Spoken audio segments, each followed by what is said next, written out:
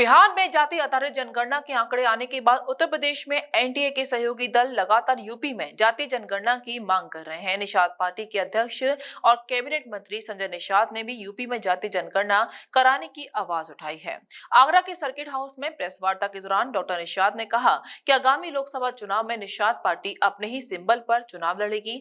साथ ही उन्होंने भारतीय जनता पार्टी को अपना बड़ा भाई बताया है। संजय निषाद ने कहा कि निषाद पार्टी के लिए भाजपा हमेशा से बड़े भाई की भूमिका में रही। विधानसभा चुनाव की तर्ज पर भाजपा लोकसभा चुनाव में भी सम्मानजनक सीट देगी। इसको लेकर हमने कार्यकर्ताओं को आश्वस्त किया है कि निषाद पार्टी के कार्यकर्ता और पदाधिकारी बीजेपी के साथ लोकसभा चुनाव में एनडीए को जिताने के लिए दमखम के साथ मेहनत करेंगे। उन्होंने कहा कि निषाद पार्टी शुरू से ही जातीय जनगणना के पक्ष में रही है। मछुआ समाज के साथ हुई जातीय विसंगति दूर करके ही जातीय जनगणना करवाई जाए। उत्तर प्रदेश सरकार से भी अनुरोध किया गया है कि यूपी में भी जातीय जनगणना होनी चाहिए, जिससे सभी जातियों को स्पष्ट हो जाए कि उनकी कितनी आबादी है। कैबिनेट मंत्री ने कहा कि सेंसेक्स मैनुअल 1961 के आधार पर जाति जनगणना होनी चाहिए, जिसके अंतर्गत मछुआ समाज की सभी उपजातियों को अनुसूचित में गणना की जानी चाहिए। हम लोग मांगने वाले वंश के थोड़े हैं, हम लोग निषाद राज हैं, भगवान राम के गले लगाने वाले हैं। भगवान राम को पहली बार दर्शन निषाद राज ने किया था और निषाद राज को गले लगाया था। और गले लगाया था इस सीट के लिए थोड़ी गले लगाया था, रावण रावण पर विजय जीत के लिए गले लगाया। इसलिए निषाद राज के वंशज को मोदी जी योगी जी गले लगाए। हम लोग सीट के लिए नहीं, जीत के देते। जैसे देखिए जीत कर दिया सब, अब अपर कास्ट कभी कांग्रेस और सपा बसपा, लेकिन जब हमें कि अपर कास्ट के गरीबों का कुछ नहीं कर रही है तो उनको हटाओ ने मोदी जी के साथ आ गए। मोदी जी ने 10% आरक्षण दे दिया। अपर कास्ट महिलाओं को भी सताया जाता था, सब सुरक्षा नहीं थी कांग्रेस सपा बसपा ने, महिलाओं ने भी 16% वोट दे दिया मोदी जी को, एक आरक्षण भी ला गए। तो हमारा समाज भी अब पहला काम है हटा इन धोखेबाज बहनवान षड्यंत्रकारियों को, जो हमारा संवैधानिक सुरक्षा दिल्ली में बिना शर्त समर्थन करके कांग्रेस और सपा और बसपा ने कांग्रेस को समर्थन करके मेरा संवैधानिक अधिकार छीना। तो हमें इन्हें हटाना है सत्ता से, इनको हटाना है जो हमारे आरक्षण विरोधी है षड्यंत्रकारियों को।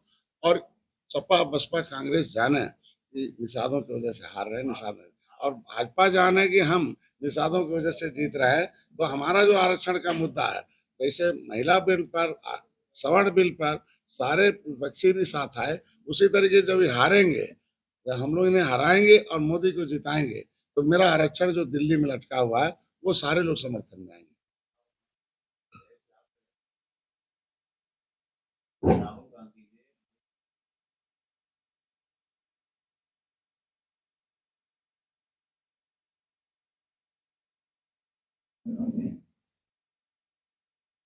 70 साल से आज तो सचिव भर्ती नहीं हो गया, आईएएस भर्ती तो हुआ भाई 9 साल की बात, मेरी बात सुनिए, ट्रेनिंग होता है ना, ट्रेनिंग होता है। कोई भी आईएएस बनता है तो पहले ट्रेनिंग होता है, उसे 10 साल तो ट्रेनिंग में लग जाते हैं, 12 साल। तो भर्ती किसने किया था? भर्ती ने तो किया था ना हाथी, यही कांग्रेस ने। अगर कांग्रेस ने भर्ती ही किया है तो ओबीसी के लोगों को भर्ती नहीं किया है, एससी के लोगों को भर्ती किया। मैं कर हो गया, मैं बता रहा हूँ, मेरी बात सुनिए, एससी की भर्ती कर लिया, अब एससी में से हमें निकाल दिया हम लोगों को। अगर हम रहते तो एससी में हम भी आते। ओबीसी की भर्ती किया नहीं इन लोगों ने, क्योंकि अपर कास्ट में जो शिक्षा था, उच्च शिक्षा, उसमें कांग्रेस ने शिक्षा में रिजर्वेशन नहीं दिया। तो जब मेरा आदमी पढ़ाई नहीं रहेगा उच्च शिक्षा में, ग्रेजुएट नहीं रहेगा, पोस्ट ग्रेजुएट नहीं रहेगा, पीएचडी नहीं रहेगा, तो कैसे आईएएस बनेगा? तो मेरी पहले बात सुनिए, हमारे वहां जाइए ना, जड़ में जाइए कि जिसने पढ़ने ही नहीं दिया, जिसने हमें रिजर्वेशन नहीं दिया पिछड़े में, तो पिछड़े कैसे पढ़ेंगे और बढ़ेंगे, कैसे आईएएस बनेंगे? तो कांग्रेस ने दिया नहीं, मोदी को धन्यवाद देते हैं तो उन्होंने पिछड़ा वर्ग आयोग गठन किया और उच्च शिक्षा में रिजर्वेशन दिया।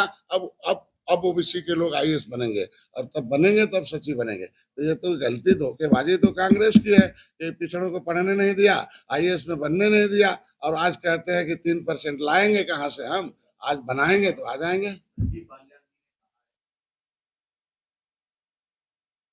टुकड़े नहीं होने चाहिए, उन्होंने कहा कि मतलब पश्चिम अलग होना चाहिए। टुकड़ा और अलग में अंतर होता है, टुकड़े में काटा जाता है, अलग में अलग का मतलब होता है कि हम अपनी व्यवस्था अलग कर रहे हैं, तो अलग है। जैसे भारत पाकिस्तान का बंटवारा हुआ था वो नहीं हो रहा है, यहाँ राज्य हम लोग अलग कर रहे हैं, उत्तराखंड हुआ, हम उनका समर्थन करते हैं। क्योंकि अवध प्रांत था जहाँ हम बैठे हैं, कभी अवध कभी ये आगरा प्रांत था, कभी अवध प्रांत, दोनों को अंग्रेजों ने जोड़ दिया और जोड़ के बड़ा बनाकर हम लोगों को, अपने तो अंग्रेज बड़े हो गए, हमें छोटा बना दिया। अब धीरे धीरे हम उत्तराखंड अलग हो रहा, पश्चिमांचल हो रहा, पूर्वांचल में, और उधर निषाद राज का राज था, इधर भगवान राम का राज था। तो राज्य जब था तब राम राज था, मतलब सुख का राज था। तो ये छोटे राज हो जाएंगे, अभी सुख, अभी तो हम सुरक्षा न्याय विकास दे रहे हैं, लेकिन जब राज्य हो जाएंगे तो सारे लोगों को दौड़ना नहीं पड़ेगा कि सहारनपुर से लखनऊ आ जा, ललितपुर से लखनऊ आ जा, उधर जो है सोनभद्र से। देखिए, जब शुरू होती आवाज निकलती है तो निश्चित रूप से, कब महिला आरक्षण बिल आया था, धीरे धीरे धीरे उसमें एक समय आया, मोदी ने पास किया ना, कब धारा 370 खत्म करने की बात हुई, खत्म हुआ ना, आज के दिन में कब जो है राम मंदिर बनने की बात पूरा हुआ ना, तो कब से शुरू है आरक्षण का आंदोलन, होगा आज के दिन में, ये भी हो जाएगा, आप जो राज्य भी अलग हो जाएगा, मैं तो उसका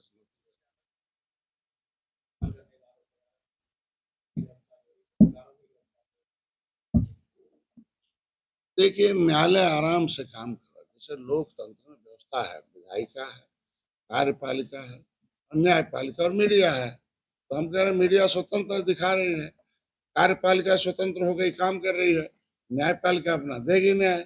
कानून बनाना है, ईडी तो आज ऐसे कहीं से खरीद के लाया नहीं गया, संवैधानिक व्यवस्था, संविधान, विधायिका ने ईडी को बनाया है, विधायिका ने सारी जांच एजेंसी बनाई है। अंतर इतना ही है कि पिछली सरकारों में ऐसे लोगों को संरक्षण मिलता था कि जो जनता का पैसा खाए हों, जनता का पैसा रखे हों, ठगे हों, धोखेबाजी की हों, ऐसे लोगों को वो सुरक्षा देते थे, संरक्षण देते थे। और हमारी सरकार एजेंसियों को फ्री छूट दे दी, सजा दिलाने में कामयाब हो रहा है। कागज है तभी तो न्यायालय नहीं उनको छोड़ रहा है, कागज है तभी तो न्यायालय में जा रहे हैं। हम कह रहे हैं न्यायालय में अच्छे रहेंगे, दूध के धुले रहेंगे तो न्यायालय से छूट जाएंगे। सवाल है, यमुना किनारे एक विशाल बहुत बड़ा क्षेत्र बने, सत्संगी और ग्रामीणों की काफी टकराव चल रहा है, काफी जमीनों को सत्संगियों ने कब्जा कर लिया। समाज में आपके सामने काफी परेशानी दिख रही है, उनकी मदद क्यों नहीं हो पा रही है? पहला मैं नेता हूँ कि आकर उनकी समस्याओं को सुना था 10 बजे रात को मथुरा को, और मैंने तुरंत कमिश्नर और डीएम को लगाया किसमें है, और वकील भी लगा दिया कि धोखे से इनके पट्टे हुए थे, और धोखे से पट्टे को चोरी से निरस्त करके उसको जो है दूसरे के नाम चढ़ा दिया गया। अरे धर्म का काम कहीं भी किया जा सकता है, गरीब को उजाड़ने के लिए तो धर्म थोड़ी धर्म बना हुआ है। तो आपने देखा होगा कि न्यायालय अपना काम कर रहा, जो सही होगा सही होगा, हम अपने समाज के साथ खड़े होंगे। पार्टी समस्याओं के समाधान के लिए बनती है, हमारी समस्याओं का समाधान कांग्रेस ने किया होता, सपा ने किया होता, उन्होंने पार्टी बनाने की क्या जरूरत पड़ती। तो आखिर पार्टी थी तो political godfather of netherman Kanshiram हुए, तो आज देखो पावर पैसा उनका संवैधानिक अधिकार है। Political godfather of milkman Mulayam हो गए, देख लीजिए क्या। Political godfather of fisherman हमें बनाया लोगों ने, तो हमारी जिम्मेदारी बनती है कि हम सदन में अपना वकील लेके जाएं। हम कामयाब हुए, भाजपा के सिंबल से एक वकील भेजा इंजीनियर टूनी साहब को, भाजपा के एक सिंबल से हमारे बाबूराम दिल्ली में, लेकिन उत्तर प्रदेश में विधान परिषद में निषाद पार्टी अपने सिंबल से अपना स्थान है, अगली सीट पर बैठ के वकालत होता है, उसके लिए अलग टाइम हमें आवाज़ उठाने के लिए, अपने समस्याओं के समाधान के लिए। विधानसभा में 11 विधायक हमारे हैं, अगली सीट पर निषाद पार्टी है, तो अभी हमारे इसका है कि लोकसभा में निषाद पार्टी अपने सिंबल पर जाएगी, तो लोकसभा में अगली सीट पर मेरा वकील बैठेगा, वकालत करेगा। देखो, जो संवैधानिक सुरक्षा है ये दिल्ली से छीना जाता है, राज्य से नहीं छीना जाता। संजय जी, तो दिल्ली में मेरा वकील जाएगा, मेरी पार्टी जाएगी। एनडीए में उत्तर प्रदेश में कितनी सीटें मांगेंगे आप? हम लोग मांगने वाले वंश के थोड़े हैं, हम लोग निषाद राज हैं, भगवान राम के गले लगाने वाले हैं, और भगवान राम को पहली बार दर्शन निषाद राज ने किया था, और निषाद राज को गले लगाया था, और गले लगाया था इस सीट के लिए थोड़ी गले लगाया था, रावण पर विजय जीत के लिए गले लगाया, इसलिए निषाद राज के वंशज को मोदी योगी जी गले लगाए। हम लोग सीट के लिए नहीं, जीत के देते जैसे। अब देखिए, जीत कर दिया सब, अपर कास्ट कभी कांग्रेस और सपा बच गए, लेकिन जब जाना कि अपर कास्ट के गरीबों का कुछ नहीं कर रही है, तो उन्होंने हटाओ ने, मोदी जी साथ आ गए, मोदी जी ने 10% आरक्षण दे दिया अपर कास्ट को। महिलाओं को भी सताया जाता था, सब सुरक्षा नहीं थी, कांग्रेस सपा बसपा ने, महिलाओं ने भी 16% वोट दे दिया मोदी जी को, एक आरक्षण भी लागे। तो हमारा समाज भी यार काला काम है यहाँ का। उसके बाद बेईमान षड्यंत्रकारियों को जो हमारा संवैधानिक सुरक्षा दिल्ली में बिना शर्त समर्थन करके कांग्रेस और सपा ने बसपा ने कांग्रेस को समर्थन करके मेरा संवैधानिक अधिकार छीना, तो हमें इन्हें हटाना है सत्ता से। इनको हटाना है जो हमारे आरक्षण विरोधी हैं षड्यंत्रकारियों को, और सपा बसपा कांग्रेस जाने कि निषादों की वजह से हार रहे हैं निषाद, और भाजपा जाने कि हम निषादों की वजह से जीत रहे हैं। तो हमारा जो आरक्षण का मुद्दा है, जैसे महिला बिल पर, सवर्ण बिल पर सारे विपक्षी भी साथ आए, उसी तरीके जब ये हारेंगे या हम लोग इन्हें हराएंगे और मोदी को जिताएंगे, तो मेरा आरक्षण जो दिल्ली में लटका हुआ है वो सारे लोग समर्थन में आएंगे। अब हमारा सवाल ये है कि आप कह रहे हैं मोदी सबको देते हैं। राहुल गांधी ने लोकसभा के पटल पर ये सवाल उठाया था कि मात्र ओबीसी के 5% सचिव हैं जो सरकार चलाते हैं। 70 साल से आज तो सचिव भर्ती नहीं हो गए, IAS भर्ती तो हुआ 9 साल की बात उन्होंने की है। ट्रेनिंग होता है ना, ट्रेनिंग होता है, कोई भी IAS बनता है तो पहले ट्रेनिंग होता है, उसे 10 साल तो ट्रेनिंग में लग जाते हैं 12 साल। तो भर्ती किसने किया था? भर्ती में तो किया था ना कांग्रेस ने। अगर कांग्रेस ने भर्ती ही किया है, जब OBC के लोगों को भर्ती नहीं किया है, SC के लोग भर्ती किया, 49% SC ST और हो OBC गया। के मैं अधिकारी बता रहा हैं। हूँ, मेरी बात सुनिए, SC की भर्ती कर लिया, अब SC में से हमें निकाल दिया हम लोगों को। अगर हम रहते तो SC में हम भी आते। OBC की भर्ती किया नहीं इन लोगों ने, क्योंकि अपर कास्ट में जो शिक्षा था, उच्च शिक्षा, उसमें कांग्रेस ने शिक्षा में रिजर्वेशन नहीं दिया। तो जब मेरा आदमी पढ़ाई नहीं रहेगा उच्च शिक्षा में, ग्रेजुएट नहीं रहेगा, पोस्ट ग्रेजुएट नहीं रहेगा, PhD नहीं रहेगा, तो कैसे IAS बनेगा? आपका मानना यह 5% ही लोग हैं। मेरी पहले बात 95% वहाँ जाइए ना, जड़ में जाइए कि जिसने पढ़ने ही नहीं दिया, जिसने हमें रिजर्वेशन नहीं दिया पिछड़े में, तो पिछड़े कैसे पढ़ेंगे और पढ़ेंगे, कैसे IAS बनेंगे? तो कांग्रेस ने दिया नहीं। मोदी को धन्यवाद देते हैं कि उन्होंने पिछड़ा वर्ग आयोग गठन किया और उच्च शिक्षा में रिजर्वेशन दिया। अब OBC के लोग IAS बनेंगे, और तब बनेंगे तब सचिव बनेंगे। तो ये तो गलती, धोखेबाजी तो कांग्रेस की है कि पिछड़ों को पढ़ने नहीं दिया, IAS में बनने नहीं दिया, और आज कहते हैं कि 3% लाएंगे कहाँ से, हम आज बनाएंगे तो आ जाएंगे। संजीव बालियान जी ने कहा है कि उत्तर प्रदेश के 4 टुकड़े होने चाहिए। निषाद समाज पार्टी टुकड़े नहीं होने चाहिए। उन्होंने कहा कि मतलब पश्चिम अलग होना चाहिए। टुकड़ा और अलग में अंतर होता है। टुकड़े में काटा जाता है, अलग में अलग का मतलब होता है कि हम अपनी व्यवस्था अलग कर रहे हैं, तो अलग है। जैसे भारत पाकिस्तान का बंटवारा हुआ था, वो नहीं हो रहा। यहाँ राज्य हम लोग अलग कर रहे हैं। उत्तराखंड हुआ, हम उनका समर्थन करते हैं, क्योंकि अवध प्रांत था जहाँ हम बैठे हैं। कभी ये आगरा प्रांत था, कभी अवध प्रांत, दोनों को अंग्रेजों ने जोड़ दिया, और जोड़ के बड़ा कर हम लोगों को, अपने तो अंग्रेज बड़े हो गए, हमें छोटा बना दिया। अब धीरे धीरे हम उत्तराखंड अलग हो रहा, पश्चिमांचल हो रहा, पूर्वांचल में, और उधर निषाद राज का राज था, इधर भगवान राम का राज था। तो राज्य जब था तब राम राज था, मतलब सुख का राज था। तो ये छोटे राज हो जाएंगे। अभी तो हम सुरक्षा, न्याय, विकास दे रहे हैं, लेकिन जब राज्य हो जाएंगे तो सारे लोगों को दौड़ना नहीं पड़ेगा कि सहारनपुर से लखनऊ आ जा, ललितपुर से लखनऊ आ जा, उधर जो है सोनभद्र। मायावती जी ने 2011 में प्रस्ताव पास विधानसभा में करा के केंद्र को भेजा था।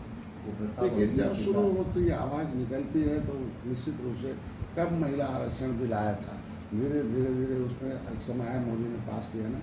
कब धारा 370 खत्म करने की बात हुई, खत्म अंचल में, और उधर निषाद राज का राज था, इधर भगवान राम का राज था। तो राज्य जब था तब राम राज था, मतलब सुख का राज था। तो ये छोटे राज हो जाएंगे। अभी तो हम सुरक्षा, न्याय, विकास दे रहे हैं, लेकिन जब राज्य हो जाएंगे तो सारे लोगों को दौड़ना नहीं पड़ेगा कि सहारनपुर से लखनऊ आ जा, ललितपुर से लखनऊ आ जा, उधर जो है सोनभद्र। मायावती जी ने 2011 में प्रस्ताव पास विधानसभा में करा के केंद्र को भेजा था। वो प्रस्ताव देखिए, जब शुरू होती है, आवाज़ निकलती है, तो निश्चित रूप से कब महिला आरक्षण बिल आया था, धीरे धीरे उसमें एक समय आया, मोदी ने पास किया ना। कब धारा 370 खत्म करने की बात हुई, खत्म हुआ ना। आज के दिन में कब जो है राम मंदिर बनने की बात है, पूरा हुआ ना। तो कब से शुरू हुआ आरक्षण का आंदोलन, तो आज के दिन में ये भी हो जाएगा। आप जो राज्य भी अलग हो जाएगा, मैं तो उसका समर्थन। ज़्यादा मीडिया का गलत इस्तेमाल करने का आरोप लगा रहे हैं, कह रहे हैं सांसदों की गिरफ्तारी हो रही है, पत्रकारों की गिरफ्तारी हो रही है, जनता जवाब। देखिए, न्यायालय आराम से काम करेगी, जैसे लोकतंत्र में व्यवस्था है, विधायिका है, कार्यपालिका है और न्यायपालिका और मीडिया है। तो हम कह रहे हैं मीडिया स्वतंत्र दिखा रही है, कार्यपालिका स्वतंत्र हो गई काम कर रही है, न्यायपालिका अपना देगी नहीं है। कानून बनाना ईडी को आज ऐसे कहीं से खरीद के लाया नहीं गया। संवैधानिक व्यवस्था, संविधान विधायिका ने ईडी को बनाया है, विधायिका ने सारी जांच एजेंसी बनाई है। अंतर इतना ही है कि पिछली सरकारों में ऐसे लोगों को संरक्षण मिलता था कि जो जनता का पैसा खाए हों, जनता का पैसा रखे हों, ठगे हों, धोखेबाजी की हों, ऐसे लोगों को वो सुरक्षा देते थे, संरक्षण देते थे। और हमारी सरकार एजेंसियों को फ्री छूट दे दी, सजा दिलाने में कामयाब हो रहा है। कागज है तभी तो न्यायालय नहीं उनको छोड़ रहा है। कागज वधू वेडिंग प्लाजा जो आपके लिए लाया है बेहतरीन डिजाइन्स के कलेक्शन, जहां आपको मिलेंगे डिजाइनर लहंगे, साड़ियां एंड वेस्टर्न आउटफिट्स जैसे पार्टी वियर साड़ियां एंड ड्रेसेस, कोलकाता की मशहूर डिजाइनर साड़ियां, बनारस की मशहूर बनारसी साड़ियां अब आपके लिए मथुरा में ही उपलब्ध हैं। बस आपको बढ़ाना है एक कदम जो जाता है वधू वेडिंग प्लाजा की तरफ। तो आज ही आए वधू वेडिंग प्लाजा और अपने त्योहार को बनाएं और भी खास। वधू वेडिंग प्लाजा, कृष्णा नगर, मथुरा।